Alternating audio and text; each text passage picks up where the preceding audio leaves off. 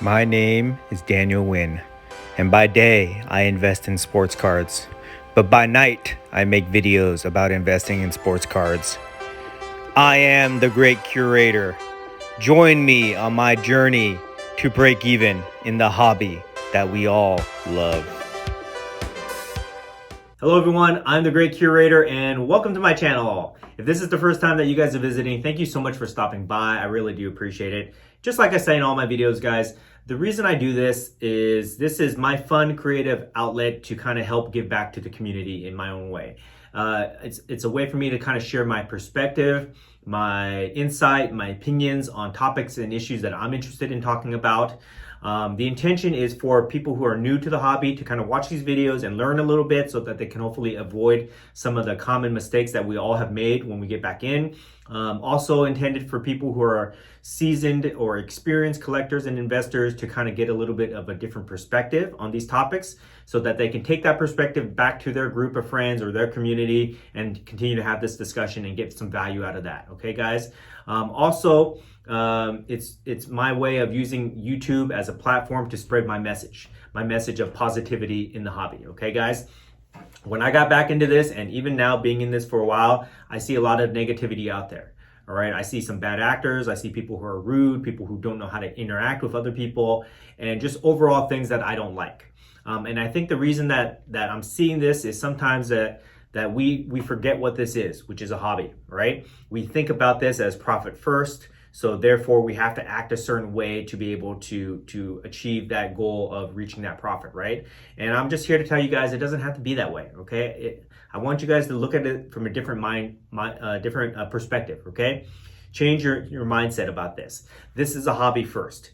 This hobby is built on a strong community, okay? The community is what supports the hobby, and since we support the hobby that way, that is what gives value to our cards. So what I challenge people, or what I want people to get from these videos, from my message that I'm trying to spread here, is I want us as a community to come together and collectively hold each other accountable to a very high level of civility, okay? A standard of civility that we all have to meet to be part of this hobby, to participate in this hobby. We have to be gentlemen investors, lady investors. We have to be nice, polite, respectful, helpful to each other. I believe that if we kind of strive to hold ourselves to that standard, that will strengthen the community, okay? That will make people who are coming into the hobby want to be part of this community, all right? And if we can do that, we will be able to grow the hobby, all right? And if we grow the hobby, more people come in, that will raise the level of value of our cards, guys. We will all benefit if we can just do it. That is the best way to do it, guys. That is the easiest way to do it. Just be nice to each other. Just be kind, polite, respectful, help each other. If we do that, we will all benefit, guys. So that's my message to the community. That's why I make these videos. I get some pushback. Some people say, why do you have to say the same things all the time in these videos? Well, guys, this is a platform for me to spread my message, okay? And I will continue to do that until this becomes a thing. Believe me, it's my mission statement to make this a thing, all right? I'm gonna make a separate video about this, guys, but please help me out. If you find any value in these videos, please like, subscribe, share my message. That really helps me out. That continues to motivate me to continue to make these videos. And as I get more experience and I invest more time and effort into doing this, I promise you guys, I will improve the quality of this content, which will bring more value to you guys, okay? All right, so now that that's said, let's talk about today's topic, which is very interesting, okay? A lot of people have been asking me about this. Today's topic is the cash trade structure, okay? The art of the deal part, whatever it is, the cash trade structure, all right? So let me just briefly explain what this is. If you're new to the hobby, you never heard this term before, it's pretty self-explanatory, but basically it's when you do a deal or a transaction with somebody, and instead of paying them all cash or trying to give a straight trade, you do a combination of both, part cash, part trade, right? That is what a cash trade deal is, okay? Simple enough. Let me tell you guys about why you want to do this, okay? First of all, before I get into the reasons of why you want to do this, let me just tell you, I love to do the cash trade deal, okay? It is my favorite way to structure any type of deal, any type of transaction I do. I always try to do the cash trade. when I'm trying to acquire cards or move cards, just because it's so beneficial, it's fair for both sides, and there's just so many ways that you can go with it. I love to do it. Some of my best deals that I've ever closed have been through the cash trade structure, guys, okay? So that's personally, this is one of my favorite things, okay? So I'm very excited to talk about this. So let me tell you guys, I'm gonna give you 4 reasons, which I'm gonna highlight, of why you wanna do a cash trade deal. These are 4 beneficial reasons, okay? Reason number 1, it allows you to move cards that you have not been able to move, to change up your inventory. So let's just say you have a bunch of cards that you're not able to sell, not able to do a straight trade for. Doing a cash trade deal will allow you to move out of those cards, okay, and acquire new inventory, which will keep things fresh, all right? So that's the first benefit, all right? Second benefit is that it will allow you to save your cash reserves, okay, to protect your cash reserves. Guys, you guys know when we go to shows that cash is king, right? The more cash you have, the more buying power you have, the better deals you can get, right? But unfortunately, in this hobby, in this community, many of us are cash poor, but card rich, okay? Cash poor, but card rich. I might have all my money sunk into my collection of cards. I don't have a lot of cash to spend, maybe, all right? And a lot of you guys know this pain. So by doing this, by doing the cash trade deal, we preserve our precious cash, that any cash that we can save on one deal, we can put towards the next one, okay? By doing this cash trade structure. So it allows us to protect or preserve our cash, which will help us do more deals in the future. Third reason is that it will allow us to harvest the equity in our cards, okay? Harvest the equity in our cards. And what do I mean by that? I'll use this as an example. Let's just say I have this Kobe Bryant card right here, okay? Let's just say this card is valued at $1,000, right? But I only paid $500 into it, which means I have $500 in equity in this card. And if I'm not able to sell this card for straight cash, then that means that this card is, I have trapped equity in this card. I have money in this card that I can't use. So by doing this trade cash deal, I'm able to harvest the equity that I have in this card and get the full value out of it, okay? Or most of the value, all right? So that's another benefit of doing the cash trade deal. And then the fourth reason that I wanna highlight is that the cash trade deal will allow you to easily get into bigger cards, okay? By doing this. So if you don't have, let's just say, I'll pull this example here.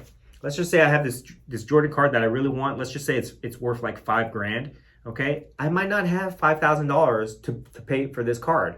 But if I have part cash and some cards that I can trade in value, it allows me to get into this card, to get into a bigger card by doing a cash trade structure. On the flip side of that, if I have this card and nobody's willing to pay me the price that I need on this card, I can trade down, pull cash out of it, okay? So it allows me to get some of that cash and new inventory and get out of this card. So it works both ways, guys. It's great, okay? I love it. Cash trade, the cash trade structure. All right, so now that I've explained to you what the cash trade deal structure is, why it is beneficial for you, let me explain to you how to go about it, okay? How to structure it, okay? Because maybe you guys are not familiar with this. So I'll give you guys a step-by-step guide on how you want to approach the cash trade structure. Okay, step 1. When you go to a show, I'm just going to use the environment of a show, for example, okay? So let's just say you go to a show and you see a card that you want. I'll use this as an example, this LeBron James right here, okay? Let's just say this card is sitting on somebody's table and I say, okay, first thing you want to do is you want to approach the seller and you want to say, excuse me, sir, what do you value this card at, okay? Watch my other videos, guys, when I talk about buyer-seller etiquette, how to talk to people. You don't want to just go up and say, hey, how much, or hey, what's your best price on this? You don't want to say that, guys. You want to go up to them and ask them what they value this card at. The reason you want to use the word value is because you are respecting that person's price on this card, all right? You're not asking them to lower their price by saying, what's the best offer, all right? You're not, just cutting straight to the point where you're just saying, how much? You want to ask them so that you can show that you're acknowledging their position. Sir, what do you value this card at? If they don't have it labeled already, okay? So they might say $2,000 on this card. Okay, so now you understand what they're asking for on that card, $2,000. Let's just say that you don't have $2,000 to spend. You only have whatever amount you want to spend on this card. Let's just say for this example, you have $1,000 cash which you are willing to put into this card. So that means you have another $1,000 that you need to make up. Most of the time, if you're trying to buy this card straight up, that's too far of a gap, right? $1,000. You know, you'd have to lowball the guy to get that price. All right. But when you do the cash trade, that gives you more options. Okay. So let's just say I'm trying to get this LeBron. Sorry, guys.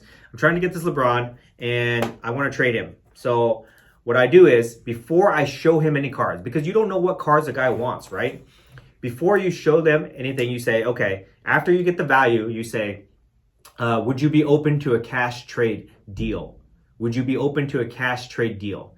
And the reason you want to say that is because you want to let them know that you're going to spend cash, okay? And I guarantee you, like 99% of the time, they will say, yes, we're open, because they want to see what you have first, okay? Unless it's a card that is super liquid, that they can sell easily, that they know they can get cash for, most of the time, the dealer will say, yes, let me see what you have. Or they'll say, it depends, because they want to see what you have, right? So before you show them what you have, here's the key. This is my trick, guys, okay? If you use this, most of the time, it will work. You tell them, before you show them the cards, you say, okay, cool, thank you. I have X amount of dollars, which I'm willing to spend on this card. Here's my inventory. Let me see if you can work with anything, okay? See if there's anything that you could use, all right? So notice how I worded that, guys, all right?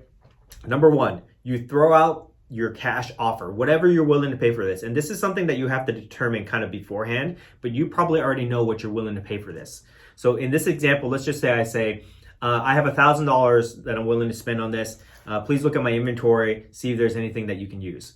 When I put out that number, $1,000, he didn't hear anything else I said, okay? All he heard is $1,000. And what you're doing is you're throwing out an anchor point for them to latch onto, all right? If you do this, you probably got them, all right? Because they want the cash, okay? If you just show them your cards, they might see things and if nothing sparks their interest, they'll say, no, pass, right? But if you throw out the cash first, you dangle it in front of them like a carrot, they're gonna want that cash. They're gonna think in their mind, okay, I want this cash, guys. I can get $1,000 from this guy. They will look at your cards then from a different perspective. Instead of looking for cards that interest them, they will look at cards that they think they can use, that they can sell easily, liquidate, or do whatever it is, okay? Because they want the cash. They want that $1,000, so they're gonna kind of go a little bit above and beyond to try to find cards that they can use, all right? If you don't throw the cash out first, then they're gonna think that, you know, they might not find anything that they like. They're gonna think that you wanna be trade heavy in this or something like that, and they're gonna push back on you, and the deal's gonna go nowhere. But if you throw out that anchor point, that dollar amount, and that they latch onto it, then you know that they're probably gonna try a little bit harder to make that deal happen, guys, okay? So that is the second step. First step, you ask them what they value the card at, so you can get a number, okay? That's your anchor point. Then step two, you throw out your cash offer to them, plus whatever cards that you have, that is their anchor point. Then they look through it, and then that's where you see where the deal goes. And the deal can go in many different directions at that point. So the third step would be to basically engage in conversations with that person, okay? See if they like any cards. Ask them what they collect. Ask them, see how much information you can get on this card. How long have you had it? If they're willing to disclose how much money they have into it, what their cost basis is.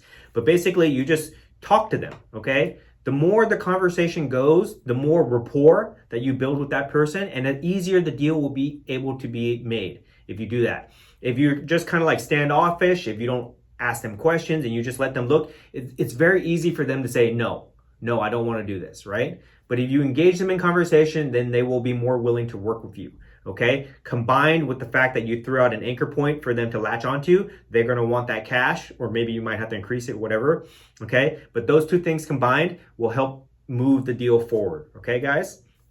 So let me give you a couple scenarios, okay, with that. Scenario number one. This is a $2,000 card. I say, okay, I'll give you $1,000 and whatever you want here, okay? Let's just say I have this card and this card is valued at $1,000. Boom. Done deal. All right, if that's what the guy wants. All right. Sometimes they will ask for more in trade value. So let's just say this card is worth like $1,200. Okay, they might ask for more in trade value on top of the cash. And in a situation like that, you'll just have to decide whether you want to give up that much more equity. It really depends on your cost basis, guys. So if your cost basis in this is only $500 and it's worth $1,200, and you really want this card, it might be worth it to just kind of give up that little bit of room, because you gotta also understand that if they're trading down, then they're probably going to want a little bit more in trade value. Okay, so this is where you have to kind of talk to them and see if you guys can come to an agreement. Okay, let me give you scenario number 2. This is where it can get really fun. Let's just say he doesn't want this card because he sees this as a almost a lateral move or whatever. He doesn't want this card. Let's just say he wants this Jordan, right? And this Jordan, let's just say, is worth $3,000. So he wants my card, which is worth $3,000. I want his card, which is worth $2,000. What do you do? In this scenario, you switch sides. In this scenario, he owes me cash, right? So maybe this card is worth $3,000. Let's just say I have $2,000 into it. I can get this card, which is worth $2,000, and then maybe I ask for $1,000, or he's probably going to want to pay less. So maybe he pays me $500, $600, $700, whatever it is, okay? I get the cash back in that scenario. So you guys see the flexibility in using the cash trade option, because it can go either way. It can go both ways, right? The deal can get bigger or it can get smaller. You don't know, and that's what's really exciting and really fun about doing these deals, is that there's a lot of flexibility involved. And now, and just before you say anything, why would you want to trade your $3,000 card for a $2,000 card? Well, going back to what I was telling you guys before about moving inventory and the benefit of harvesting the equity in the card.